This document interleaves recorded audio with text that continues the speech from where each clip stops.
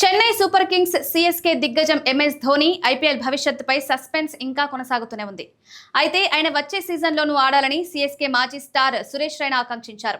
చెపాక్ వేదికగా sun Risers హైదరాబాద్తో సోమవారం జరిగిన మ్యాచ్లో చెన్నై ఓటమి తర్వాత స్టార్ స్పోర్ట్స్తో రైనా మాట్లాడారు. ఈ సందర్భంగా ధోని రిటైర్మెంట్పై వారిద్దరి మధ్య జరిగిన ఒక సంభాషణను పంచుకున్నాడు. నేను ధోనితో మాట్లాడాను. నువ్వు ఐపీఎల్ 2026 సీజన్కు కేవలం మిస్డ్ కాల్ ఇచ్చావంతే. ఇది లెక్కలోకి రాదు. వచ్చే ఏడాది ఖచ్చితంగా ఆడాల్సిందేనని నేను అతడితో అన్నాను అని రైనా వెల్లడించాడు. దానికి ధోని స్పందిస్తూ నా శరీరం కొంచెం బలహీనంగా అనిపిస్తోంది అన్నాడని రైనా తెలిపారు.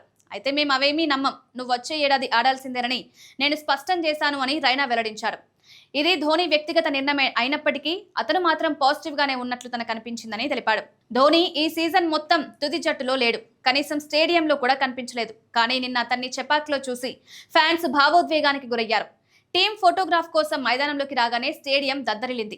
ఎలాంటి స్పీచ్ ఇవ్వకుండానే బౌండరీ లైన్ వెంట నడుస్తూ అభిమానులకు అభివాదం చేశాడు. 44 ఏళ్ల ధోని చెపాక్ హోమ్ గ్రౌండ్ లో కనిపించడం ఇదే చివరిసారి కావచ్చనే బాధతో ఫ్యాన్స్ భావోద్వేగంతో నినాదాలు చేశారు.